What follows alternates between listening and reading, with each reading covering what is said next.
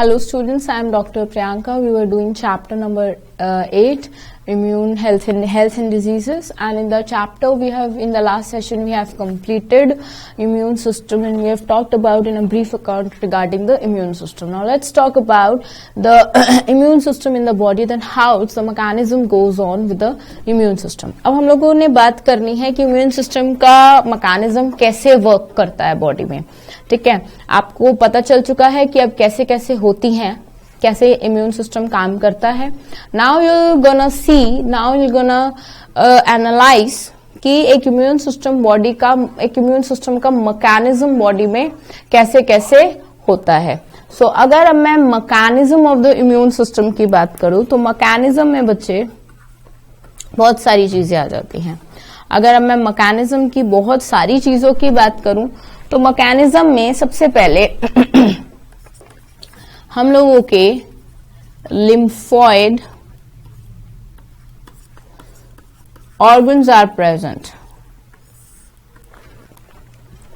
ठीक है, lymphoid organs में सबसे पहले अगर मैं लिम्फॉइड ऑर्गन्स की बात करूं तो लिम्फॉइड ऑर्गन्स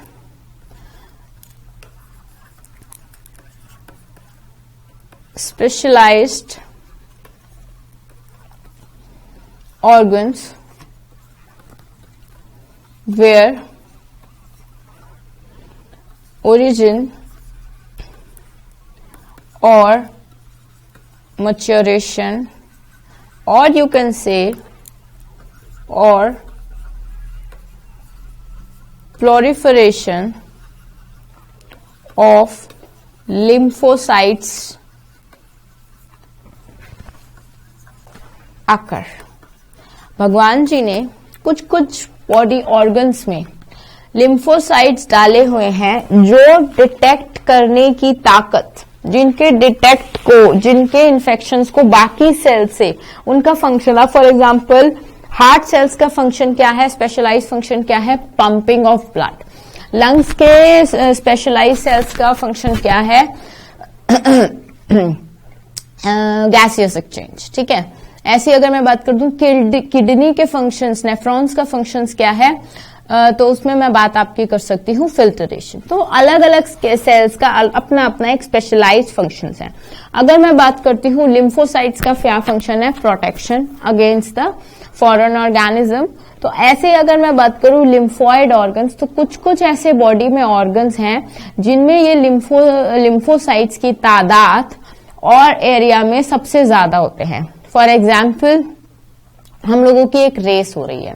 ठीक है, अब उस रेस में क्या हो रहा है बच्चे कि अगर एक रेस हो रही है और अगर मैं उस रेस की बात कर रही हूं तो उस रेस में थोड़ी थोड़ी देर पे चेक पॉइंट्स होते हैं. अब उस चेक पॉइंट्स में फॉर एग्जाम्पल आपकी बहुत बहुत बड़ी रेस है, एक ही दिन की रेस है, बहुत बड़ी है लेकिन, और उस रेट में 10-10 किलोमीटर पे या लेट्स सपोज 5-5 किलोमीटर पे आपके चेक पॉइंट्स लगे हुए हैं जिसमें आप पानी पी सकते हो, जिसमें आप आराम कर सकते हो, जहां पे डॉक्टर्स का लगा हुआ है, थोड़ा सुस्ता सकते हो, फिर अपनी रेस कंटिन्यू कर सकते हो. ठीक है, तो ये क्या है, इन चीजों से मैं क्या बताना चाह रही हूँ कि इन पॉइंट्स पे पहुंच के एक चीज इजीली डिटेक्टेबल हो जाती है. ठीक है, अब ऐसे ही अगर मैं बॉडी की बात कर रही हूं तो बॉडी में कुछ कुछ जगह पे स्पेशलाइज्ड चेक पोस्ट लगे हुए हैं जिनका स्पेशलाइज्ड फंक्शन ही फॉरेन एजेंट्स का स्कैनिंग है, मैपिंग है. फॉर एग्जाम्पल आप एमआरआई कराने गए, आपने एक्सरे कराया, तो एक्सरे में आपका पूरा बॉडी का आया कि कितना क्या आपके बॉडी में कफ तो नहीं, डिसलोकेशन ऑफ बोन्स तो नहीं है. और अगर आपको बॉडी का अपना माइन्यूट डिटेल चाहिए, समझ रहे मेरी बात, अगर आपको अपने बॉडी का माइन्यूट डिटेलिंग चाहिए तो वो जो माइन्यूट डिटेलिंग आपको बच्चे आपके बॉडी का मिलेगा, वो मिलेगा after once, just recognize it, वो मिलेगा after once you came to know that yes there is something in the body, the filtration part. RO में एक फिल्टरेशन मशीन नाम की चीज होती है, जब तक पानी उसमें जाएगा नहीं तो ऐसे नहीं कि वो फिल्टर करना स्टार्ट कर देगा, एक उस फिल्टरिंग मशीन में पानी जाएगा, then the RO perform its work, right. In same way में आपकी बॉडी में चेक पॉइंट्स हैं, उन चेक पॉइंट्स में से जब ब्लड फिल्टर होता है या जब ब्लड क्रॉस करता है या कभी भी वो कोई भी फॉरेन एजेंट प्रेजेंट है बॉडी में उनमें से गुजरता है, तो they are extremely specialised, they are extremely proliferated mature lymphocytes which फटाफट से, जिनमें ये टेंडेंसी एंड एबिलिटी डेवलप होती है कि वो एक फॉरेन एजेंट को पहचान ले, and they are very sensitive towards them. For example, आपने कुछ खाना खाया और उस खाने में इन्फेक्शन पार्टिकल्स थे, फॉरेन पार्टिकल्स थे या नहीं भी थे, ठीक है, या नहीं भी थे, आपके क्या हो गए, टॉन्सिलर बेड के प्लोरिफरेशन हो गए और आपके टॉन्सिल्स हो गए। टॉन्सिल्स क्या होते हैं, these are the tonsillar beds, and in tonsillar beds पे प्लोरिफरेटेड लड्डू जैसे दो गोल गोल बाहर निकल जाते हैं। होता है ऐसा, मम्मी को फिर टंग खोल के दिखाते हो, मुंह खोल के दिखाते हो, अरे अरे अरे अरे तो टॉन्सिल्स हो गए, तो जो फिर गर्म पानी करते हो, उनको अंदर करने की कोशिश करते हो। तो ऐसा होता है कि जब भी आप कुछ बाहर का खाते हो, किन्हीं में तो इतना ज्यादा होता है कि बेचारे जब भी वो कुछ बाहर का खाएंगे उनके टॉन्सिल्स हो जाएंगे।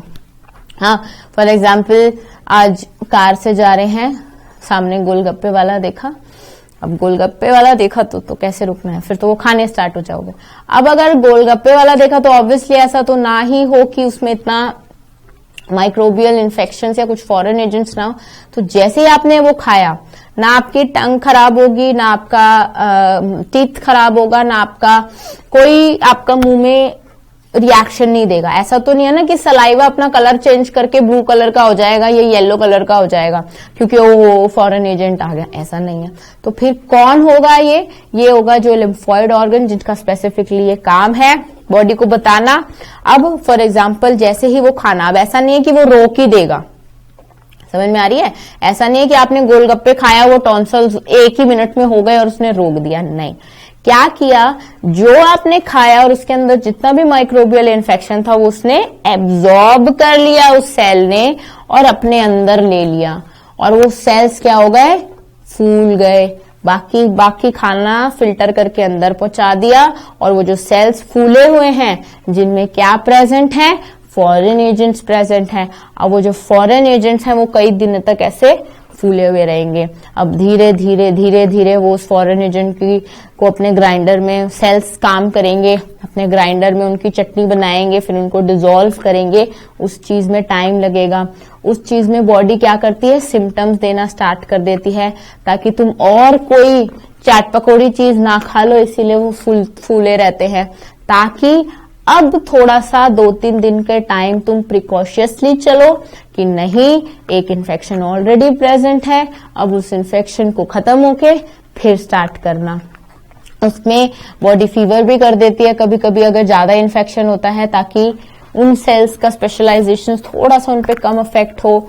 ऐसे ही आपको एलर्जिक रिएक्शंस भी होते हैं, allergic reactions because serotonin and histamine उन पे एक्ट कर रहा होता है। ऐसा हो जाता है ना कि नहीं, गले में दर्द हो रहा है, पानी भी नहीं सटका जा रहा है, ऐसी ऐसी चीजें आ जाती हैं। वो ऐसा क्यों आती हैं, because of these things only. और जब वो ठीक हो जाता है तब आपकी बॉडी आप उसको एनगल्फ कर लेती है, ठीक है। अब ऐसे ही आपकी बॉडी में एक तो टॉन्सिलर बेड्स हो गए जो ये काम करते हैं, एक ये काम बोन मैरो का है। बोन मैरो का काम क्या है, स्प्लीन का काम क्या है, जिसमें जितना भी आरबीसीज हैं, बोन मैरो में जितना भी आरबीसीज वगैरह हैं वो बनते हैं नए, ठीक है, और फिल्टर होते हैं। और ऐसे ही मतलब आरबीसीज, आपका आरबीसीज एक एडल्ट आरबीसीज का मैच्योर पीरियड 120 डेज का होता है। 120 डेज बाद वो आरबीसीज डिस्ट्रॉय करके एक न्यू आरबीसी को जनरेट करता है। तो वो आरबीसी, बोन मैरो को ये स्पेशलाइजेशन होनी चाहिए कि वो जो भी आरबीसीज बना रहा है, भाई पहचान लो अपने घर के सदस्यों को, ये है, ये है, थोड़ा सा फंक्शन, थोड़ा सा फीचर्स उनमें डाल देते हैं। लिम्फोसाइट्स बनाता है, सो लिम्फोसाइट में ये टेंडेंसी डालता है कि they can differentiate any foreign organism, they can differentiate anything which cause anything to the body, ठीक है। बॉडी को कुछ भी हो, किसी भी तरीके की बात हो, उसको बॉडी को बताए कि ऐसी तरीके की बात है, बॉडी को सिग्नल दे, बॉडी को exaggerated action serotonin and histamine produce करे, ताकि बॉडी को एक स्पेसिफिक लेवल पे पता चले। सो एक आपका लिम्फोइड ऑर्गन में आ गया बोन मैरो, एक आपका आ गया बच्चे थाइमस, यहां पे immature lymphocytes, you can say young lymphocytes differentiate into antigen sensitive lymphocytes.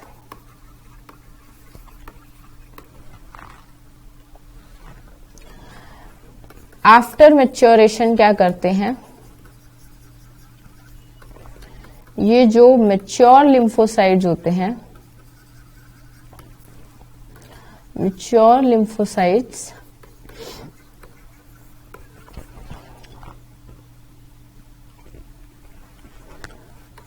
Move कर जाते हैं, moves to secondary lymphoid organs like spleen हो गया, lymph nodes हो गया, tonsils हो गया, perioles, patches of intestines हो गया, small intestines,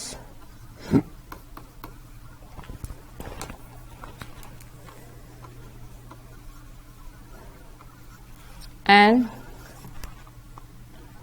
small intestines and आपका हो गया अपेंडिक्स। इन्फ्लेमेशन ऑफ अपेंडिक्स की वजह से अपेंडिक्स को इसीलिए निकालना भी पड़ता है, ठीक है।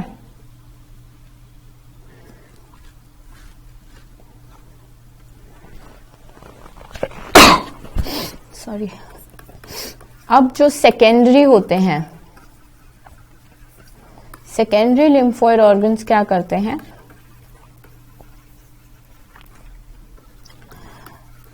provides sites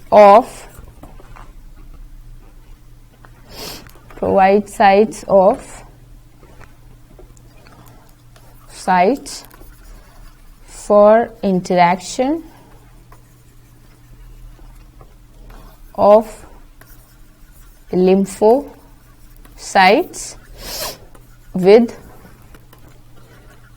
antigen and produce a specialized or exaggerated, you can say, immune response on the sites only. अब अगर मैं इसमें बात करूं तो बोन मैरो जो है बेटे, वो मेन लिम्फोइड ऑर्गन है,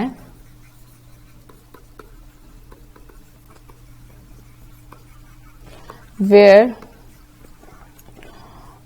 all blood cells including lymphocytes are produced, ठीक है। ऐसे ही थाइमस दिस एरिया में प्रेजेंट होता है, ठीक है। Thymus, a lobed organ located near the heart beneath the breastbone, located near heart beneath breast bone.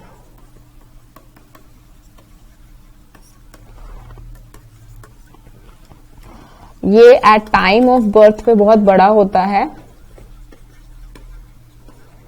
It is very large, इसीलिए बच्चों को इतना इन्फेक्शंस के वो भी नहीं होता है, ठीक है।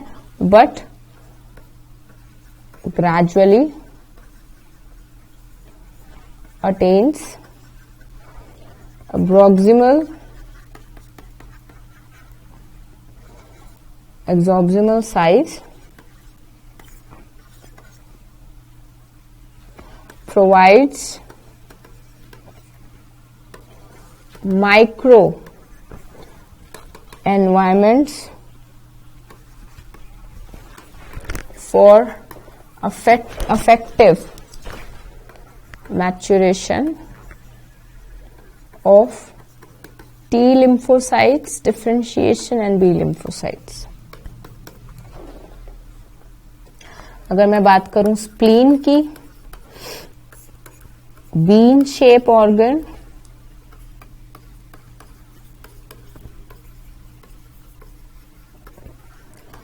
contains phagocytes and T lymphocytes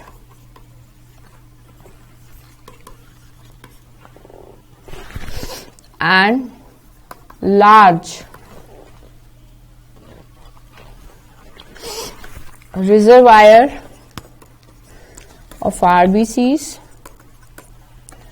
acts as a filter of blood, yeah, you can say scanner of blood। सारा बॉडी का खून स्कैन होके जाता है और उसमें जितना भी प्रॉब्लम होती है फिर वो स्प्लीन को पता चल जाता है, ठीक है। Lymph nodes, traps extra fluid from cells and all infections and have ability to deal with them, ठीक है। So this is the immune system. Now let's talk about very important AIDS, ठीक है। अगर मैं अब एड्स की बात कर रही हूं, ठीक है, अगर मैं एड्स की बात कर रही हूं तो एड्स क्या है बच्चे? एड्स का है full form acquired immunodeficiency syndrome। acquired immunodeficiency syndrome, acquired immunodeficiency syndromes का मतलब क्या होता है बच्चे? अब अगर मैं एड्स की बात करूं तो एड्स आजकल बहुत कॉमन है, जो कि HIV वायरस से फैलता है।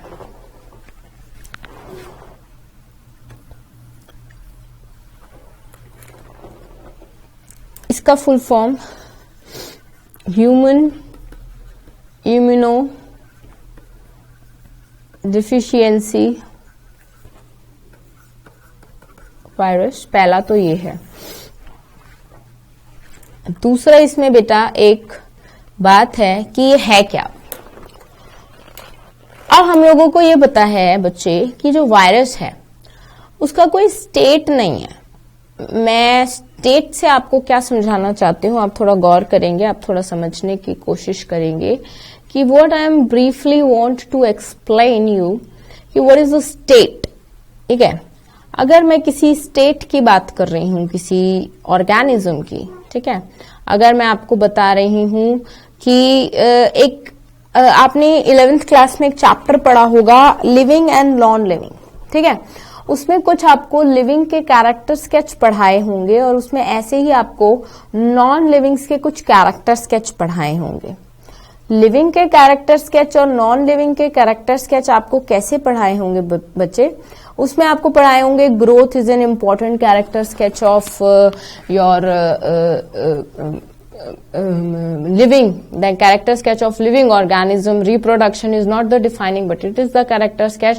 And what is the main character sketch of living and non-living? That is a metabolism, right?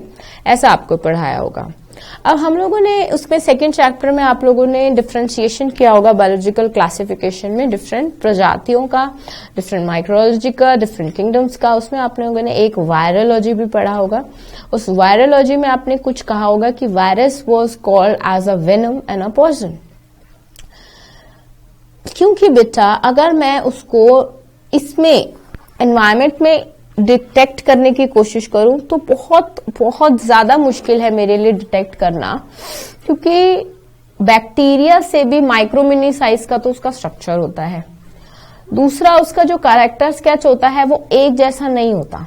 एक जैसे का मतलब ऐसा नहीं है कि जो उसका स्ट्रक्चर है, are you getting my point, जो उसका स्ट्रक्चर है फॉर गॉड सेक, उसका जो स्ट्रक्चर है वो इतना ज्यादा स्मॉल होता है and it is not living in the normal conditions. Like for example, if this is a room and the conditions are totally unfavorable for the virus, then it will not grow. There is only one cell. But if it enters in my body and it finds a suitable condition and it will be a favorable condition for them, then it will replicate in such manner that you cannot stop its growth. और जैसे उसका काम खत्म हो गया वो फिर एक डॉर्मेंसी स्टेट में आ गया. Are you getting my point? मतलब कि एक जो चोर है वो बदल रहा है अपना हर घड़ी अपना लिविंग और नॉन लिविंग का स्पेसिफिकेशन ही बदल रहा है. और एड्स को स्पेसिफिकेशन क्यों बदल रहा है? क्योंकि बेटे सबसे पहले क्या करता है ये, आपको आपका figure 8.6 very very very very very important है. इतना ज्यादा इंपॉर्टेंट है कि यू कैन नॉट इमेजिन. क्या करता है? एड्स का जो वायरस होता है बेटे, अब हम लोग थोड़ा सा एड्स के वायरस के बारे में पढ़ लेते हैं. एड्स का वायरस करता है आपकी इम्यूनिटी को वीक. आपको पता है इम्यूनिटी को वीक कैसे किया जा सकता है, कौन से सेल्स इन्वॉल्व है. फॉर एग्जांपल लिम्फोसाइट्स इन्वॉल्व बोला है. आप उनको लिम्फोसाइट्स या इम्यून सेल्स क्यों कहते हो? क्योंकि आपके पास आपकी इम्यून सेल्स के पास एक टेंडेंसी है to differentiate between the normal cell and your own cell of the body and you can say the foreign cell of the body, right? ऐसे ही करते हो. तो इन द सेम मैनर में अगर आपकी वो टेंडेंसी खो जाए तो क्या होगा? आप क्या डिफरेंशिएट कर पाओगे? फॉर एग्जाम्पल सब सारे लोग कहते हैं, मम्मा कहते हैं तुम लोग अभी बच्चे हो, तुम लोगों को समझ नहीं है. क्या समझ नहीं है? डिफरेंशिएट करने की समझ नहीं है हम लोगों को. क्या डिफरेंशिएट करने की समझ नहीं है कि what is good and what is bad for us. In sometimes in our own thoughts we thought that okay this is a good thing for us, and in the second time जब हम लोगों को पता चल जाता है कि जो हम लोगों ने गुड थिंग सोची थी वो हमारे लिए बैड थिंग है. So we are much of in an issue कि हम लोगों को क्या डिफरेंशिएट करना आता है, what is bad and what is. खैर it is the state of an immaturity जो कि सब में होती है, but we are not the good differentiators. Okay, we can say that. But जिसका काम है, जिसमें फॉर एग्जाम्पल अगर मेरा सिंगिंग का टैलेंट है and I can differentiate a bad singing and a good singing, right? मैं एक चीज डिफरेंशिएट कर सकती हूँ कि वो गंदा गा रही है, वो अच्छा गा रही है, अगर मुझे म्यूजिक की सेंस है या मुझे डांस की सेंस है, कौन अच्छा डांस कर रहा है कौन गंदा डांस कर रहा है, right? So in the same case में ये जो लिम्फोसाइट्स हैं आपके बॉडी के, these are the differentiators. And what is the functions of the differentiator? To differentiate and to detect and to protect the body against the foreign organism. और अगर body ये differentiate करने की ताकत ही ना रहे, अगर body में ये differentiate करने की ताकत ही ability ही loss कर जाए, so what will be the issue? मतलब क्या होगा उसका? Are you getting my point? कि अगर body में ये differentiate की ताकत ही खत्म हो जाए तो बॉडी बिल्कुल भी डिफरेंशिएट नहीं कर पाएगी कौन दुश्मन है और कौन अपना है. बस जो एड्स वायरस होता है बच्चे, वो यही डिफरेंशिएटिंग पावर जो होता है वो खत्म करता है. फॉर एग्जाम्पल आपकी बॉडी में डिफरेंट तरीके से एड्स के सिम्टम्स हम लोगों ने पढ़े हैं। सेक्सुअल कॉन्टैक्ट का मतलब किसिंग वगैरह नहीं होता। सेक्सुअल कॉन्टैक्ट का मतलब होता है प्रॉपर इंटिमेसी, ठीक है, proper sexual contact through the genital connections. उसके बाद आपका होता है थ्रू इंजेक्शंस में आपके सिरिंजेस वगैरह आ जाते हैं कि फॉर एग्जांपल कोई इन्फेक्टेड सिरिंज है, अगर वो आपने एक बॉडी सेल में डाली है जो कि इन्फेक्टेड है और उसके बाद आप उसको दूसरी बॉडी में डाल रहे हो, so it will be the infectious cause. उससे आपका इम्यून वायरस HIV वायरस एक बॉडी से दूसरी बॉडी में ट्रांसफर होता है।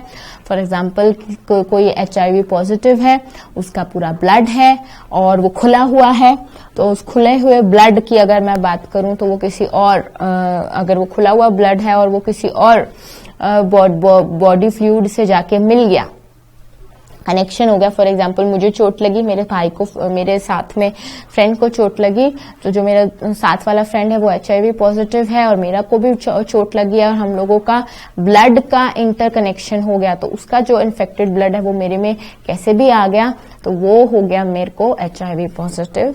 सो I can be on test also, ठीक है, मेरे बॉडी में HIV वायरस ऐसे एंटर कर सकता है। मैंने जेनाइटल कनेक्शंस तो बोल ही दी हैं सीमेंस के रिगार्डिंग वगैरह कि सीमेंस से कनेक्शन हो गया और फीमेल के वेजाइनल फ्लूइड से चला गया in males also. So there are certain possibilities जो हम लोगों ने बात करी है कि हाउ इट स्प्रेड्स, ये वेरी कॉमन है आजकल। उसके बाद हम लोग बात करने के एक बार ये बॉडी में एंटर होके करता क्या है। जैसे बाकी जितने भी आपके वायरस होते हैं, बैक्टीरिया होते हैं, वो छुपने की जगह ढूंढते हैं कि फटाफट कहाँ छुपे, अपना रिप्रोडक्शन साइकिल कंप्लीट करे तब तक जब तक बॉडी उनको डिटेक्ट ना कर पाए। ये ऐसा नहीं करता, ये कहते हैं नहीं, हम लोग तुम्हारी बॉडी में आ गए हैं, हम लोगों को तो परमानेंट रहना है तुम्हारी बॉडी में, हम लोगों को 1-2 दिन का स्पेसिफिक टाइम नहीं चाहिए। मलेरिया, डेंगू या चिकनगुनिया की तरह के अभी हम लोग इधर छुट के फटाफट रेप्लिकेट कर लेते हैं, फिर तुम्हारे कुछ ब्लड में चले जाएंगे, वो मच्छर उठाएगा किसी और को दूसरे को कर देगा, तो ऐसे हमारी लाइफ साइकिल हम नहीं, हम लोग ऐसे में विश्वास नहीं करते। अब तो हम, तुम्हारी बॉडी हमारा घर है, they are believe in that case. अब इसके लिए उनको क्या करना पड़ेगा, उनको उन सेल्स को खत्म करना पड़ेगा चालाकी से जो सेल्स उनको हार्मफुल हैं, और वो सारी बॉडी के सेल्स ऑब्वियसली नहीं है। वो सारी बॉडी के सेल्स के अलावा कुछ ऐसे सेल्स हैं लाइक जो हो गए टी लिम्फोसाइट्स प्रजाति WBCs। अब WBCs में जाना है, ठीक है, अब WBCs में जाके मेन सेंटर पे जाना है जो कि सेल्स को प्रोड्यूस करते हैं, जैसे आपका बोन मैरो हो गया, ठीक है। अब बोन मैरो क्या करता है, मैक्सिमम ऑफ द बॉडी के सेल्स वही बनाता है, ठीक है। टी लिम्फोसाइट्स बनाएगा, एरोथ्रोसाइट्स बनाएगा, हर महीने में फिल्टरेशन चेंज होएगा बॉडी का। तो जितना भी सेल्स का जीनोम है, जितना भी सेल्स का स्ट्रक्चर है, जीनोम क्या होता है, एक जेनेटिक इंफॉर्मेशन होती है जो फादर एंड मदर के DNA से मिलकर बनी हुई होती है।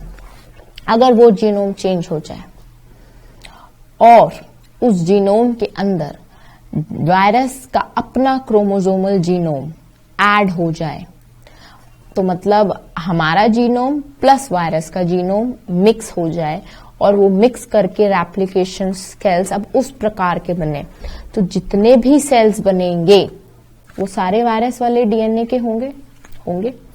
अगर वायरस वाला DNA सेल्स बनेंगे तो क्या कभी भी सेल्स ये डिटेक्ट कर पाएंगे कि ये दूसरे सेल्स हैं?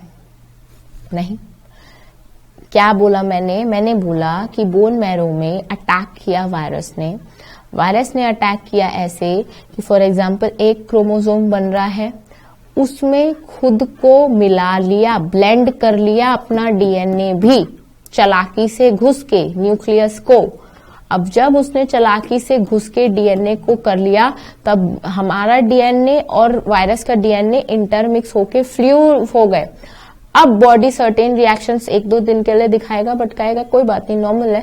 तो जैसे ही उसने अपना उसका DNA, अब जो बॉडी न्यू सेल्स हमारी बॉडी वायरस वाले DNA के हमारे सेल्स बना रही है, ठीक है। अब क्या होगा, फॉर एग्जाम्पल हम लोगों को अगर किसी दुश्मन को मारना है तो एक हम लोगों ने कहावत सुनी है कि घर का भेदी लंका ढाए, या एक ऐसा आदमी सामने वाले दुश्मन के घर में भेज दो जो कि उसकी सारी खबर हम लोगों को देता रहे। ठीक है, तो वायरस ने क्या किया, अपना कुछ जेनेटिकल क्रोमोसोमल पार्ट हमारे डीएनए में ब्लेंड करा दिया। अब उससे क्या हुआ कि हमारा इम्यून सिस्टम एक्टिवेट नहीं होगा जब तक कि वायरस की संख्या बहुत ज्यादा ना हो चुकी हो, जो कि टॉक्सिसिटी लेवल क्रिएट करे हमारी बॉडी में। मतलब अब जब सेल्स रेप्लिकेट होने लग जाएंगे तो टी लिम्फोसाइट्स, बी लिम्फोसाइट्स सारे कंफ्यूज कैसे? उन्होंने कहा अरे ये तो अब टी लिम्फोसाइट्स का है टू डिफरेंशिएट कि हमारा genetic protein structure.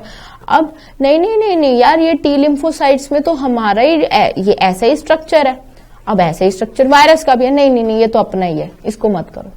Are you getting my point? अगर वो उन्होंने कभी डिटेक्ट भी कर लिया, कभी पुलिस वाले ने पकड़ भी लिया, नहीं, ये तो पुलिस ही है, ये तो हम ही है, इसको छोड़ो। जब वायरस की रेप्लिकेशन स्टेज इतनी ज्यादा हो जाती है कि पूरी बॉडी में वायरस की रेप्लिकेशन स्टेज बन जाती है, then you came to know the symptoms, जो कि 6 महीने के विंडो पीरियड के बाद दिखाई देने लगते हैं। और वायरस को ये करने के लिए कम से कम 6 महीने का विंडो पीरियड चाहिए होता है। और जब ये 6 महीने का विंडो पीरियड दिखाई साफ तौर से नजर आने लग जाता है, then virus will be detected, yes कि body is immune positive. This is how the virus will gonna do. यही आपका पूरा डायग्राम में दे रखा है। The virus DNA is gonna blended with the cytoplasm in the DNA in the nucleus of a cell, and when it one cells, तो वो ये तो कहेंगे कि भाई ये फिर जब एक टॉक्सिसिटी लेवल क्रिएट हो जाता है तब एक ऑटो इम्यून सिस्टम क्रिएट, एक auto immune exaggerated reaction create होता है। उसमें बॉडी किसनों को मारेगी? अब सारे तो अपने ही सेल्स हैं। Are you getting my point? Virus इतना ब्लेंड हो चुका होता है, फिर हम लोग मेडिकेशन स्टार्ट करते हैं ऑटो इम्यून सिस्टम को खत्म करने के लिए बेसिकली, ताकि अपने ही बॉडी सेल्स को ना मारे body. Are you getting my point? What I'm trying to say? I am trying to say the blending of virus genetic material into our cells is so random that every cell is now with a virus genetic material, and in that case, after a specific period of time, an autoimmune system is activated in which body सारे cells को अपनों को ही मार रही होती है। अब अपनों को कितनों को मारेगी? अगर अपनों को सारे मार देगी तो मर जाएंगे ना। तो उस मरने को अपने को ही रोक रहे होते हैं, भाई मत मार, उसको कर लेने दे, अब उसका और रेप्लिकेशन ना हो, वो और ज्यादा ना फैले, इसीलिए इट्स अ ना इलाज बीमारी। क्योंकि अब जो हमारा डीएनए है वो टोटली ब्लेंड हो चुका है, उसमें मॉडिफिकेशन आ चुकी है वायरस के डीएनए के जेनेटिक मटेरियल के हिसाब से। और इसीलिए हम लोग जब अगर मदर एचआईवी पॉजिटिव है और अगर फीटल एचआईवी नेगेटिव, उसको बचाया जा सकता है एचआईवी पॉजिटिव होने से। तो बेटी ये जो डायग्राम है फिगर 0.86 का, ये वेरी इंपॉर्टेंट है according to the exam point of view. ठीक है, ये इसको डिटेक्ट करने के बहुत ज्यादा टेस्ट हैं, डायग्नोस्टिक टेस्ट हैं एड्स के। इसका है एक एंजाइम लिंक इम्यूनो सॉर्बेंट एसे एलिजा नाम का टेस्ट है। इसमें क्या होता है बच्चे, बहुत सारे जेल्स होते हैं, उसमें डीएनए का सैंपल लिया जाता है, ब्लड का सैंपल लिया जाता है, उसमें से फिर डीएनए के स्ट्रैंड्स को अलग किया जाता है और उसमें से पता चल सकता है कि ये स्ट्रैंड्स आपका, अगर कोई भी इन्फेक्शन होगा कभी भी आपका डीएनए मॉडिफाई नहीं होगा। फॉर एग्जाम्पल आपको बैक्टीरियल इन्फेक्शन है, पैरासिटिक इन्फेक्शन है, it cannot be cause any damage to your DNA. But अगर मैं वायरसेस की बात करूं तो वायरसेस में आपका बहुत हार्मफुल तरीके से एक डीएनए खराब होगा, मॉडिफाई होगा, चेंज होगा, blending of virus genetic material into your own genetic material होगी, जो कि एलिजा के थ्रू पता किया जाता है, क्योंकि उसमें differentiation of the 2 DNA strands can easily be visible. ठीक है, सो एलिजा टेस्ट से कर सकते हैं। अगर मैं बात करूं प्रिवेंशन ऑफ वेट्स, तो there are many prevention of wets कि यूज डिस्पोजेबल जो सिरिंज होंगी वो एक ही यूज काम आएंगी, एक यूज के बाद उनको फेंक दो, नहीं तो 15-20 मिनट्स तक उनको बॉयल करो। दूसरी की बात करूं, use of condoms, use of protective things during the genital interconnection and the sexual activities is the very must need of an hour, because अभी मेरी रूरल पोस्टिंग हुई थी अभी थोड़े दिन पहले। तो रूरल पोस्टिंग में what I came to know के there is a group of a family, a child, a girl, ठीक है, she is a girl and basically it's a rural family and it's a truth and you have to accept it by one by one. What I've seen in that case, 5-6 बच्चों का family था। एक छोटी लड़की थी 8-9 साल की, फिर एक 14-15 साल की लड़की थी, एक 12-13 साल की भी लड़की होगी, उनकी मदर थी, 3-4 लड़कियां थी और उसकी फिर एक मदर थी। और उनका और वो 5 लड़की HIV पॉजिटिव थी। उसकी मदर HIV पॉजिटिव थी, उसकी फादर HIV पॉजिटिव थे। The whole family is HIV positive, क्योंकि टेस्ट तो होते नहीं है, वो लोग ऐसे इतना नॉलेज रखते भी नहीं है। Whole family is HIV positive. तो उनको एक बच्चे को किसी को सिम्टम्स दिखने लगे, छोटे बच्चे को, क्योंकि ज्यादा जल्दी विजिबल सिम्टम्स दिखने लगे, तो they come to our PHC and उन्होंने दिखाना स्टार्ट किया कि क्या हुआ क्या नहीं हुआ। तब पता चला कि भाई यहाँ पे एक फैमिली की बात नहीं है, every second home is HIV positive. The conditions are so bad in the rural cases also. So you're seeing the prevention is only because उनके लिए ये नॉलेज होना कि बच्चे और माँ को भी हो सकता है, फिर सेक्सुअल को इंटरकोर्सेस के थ्रू हो सकता है, the ridiculous sexual interconnections between many several sexual partners is a very dangerous things in the today's environment, without any protection, you can say. So the certain things which tends to be the cause of certain deadly diseases is this also, that the whole family is HIV positive and there will be no checkout for that. Okay कोई checkout नहीं है, उनको पता नहीं है उनका आज कितने साल जिएंगे, ज्यादा से ज्यादा 10 साल जी जाएंगे, ज्यादा से ज्यादा 5-6 साल जी जाएंगे। After that there will be no checkout. So there are many preventions. किसी छुआछात की कम्युनिकेबल डिजीज नहीं है, बट हाँ बॉडी फ्लूइड से फैल सकता है। अब चाहे वो बॉडी फ्लूइड आपका इंटरकनेक्शंस सेक्सुअल इंटरकोर्सेस के थ्रू हो, चाहे वो आपका ब्लड फ्लूइड्स इंटरमिक्स हो, ट्रांसफ्यूजन ऑफ ब्लड से हो, so it can be crosses through. But छुआछात की बीमारी नहीं है, it is not a communicable disease but it is a blood fluid, मतलब इंटरनल फ्लूइड का इंटरकनेक्शन से इट कैन बी कॉज्ड। ठीक है, अगर अब मैं बच्चे नेक्स्ट की बात करूं, ठीक है, अगर मैं बात करूं आपके नेक्स्ट डिजीज की, तो आपका जो नेक्स्ट डिजीज आ गया मेरा कैंसर। तो बच्चे कैंसर क्या है? हाँ, क्या आपको लगता है कि कैंसर क्या है? Cancer, how you gonna analyse the cancer, how you gonna say the cancer, how you gonna analyze the cancer. So you'll think what is cancer. We'll discuss in the next session, and in the next session we're going to discuss it ki what is the cancer and how the cancer can be in a cause a deadly disease. We are left with the 2 topics, cancer and the drugs, which are very important. The drugs, अभी हम लोगों ने सारे बीमारियों के बारे में पढ़ लिया. Now after that we're going to discuss with the cancerous stages, ठीक है, जो कि interlinked है हमारे next chapter से. ठीक है, so all the best, keep revising. Thank you.